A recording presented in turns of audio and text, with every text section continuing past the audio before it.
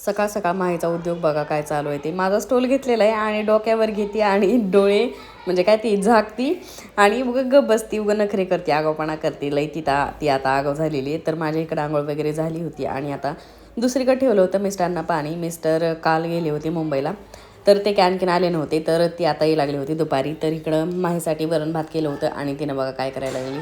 तिला आंघोळ इथे घातली होती आणि तिनं उगं लोळायला लागली होती.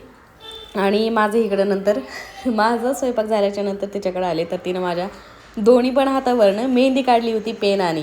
आणि संध्याकाळी किती 10:30 पावणे 11 वाजताना माझी इच्छा झाली होती मंचुरियन खायची. दिवसभर तर काय मी शूट केलंच नाही. मग म्हणलं चला आपण आता घरीच बनवूयात, बाहेर तर कोण जाणार नाही आणि बाहेरून कोणी आता घेऊन पण येणार नाही. त्याच्यामुळे म्हणलं घरीच बनवूयात. घरामध्ये सगळ्या भाज्या तर काय होत्या आणि टोमॅटो केचप होतं, सॉस नव्हतं माझ्याकडं. आणि नंतर इकडं सोया सॉस हे दोन्ही पण टाकलं मी. मैदा वगैरे टाकला, सगळं मिक्स केलं.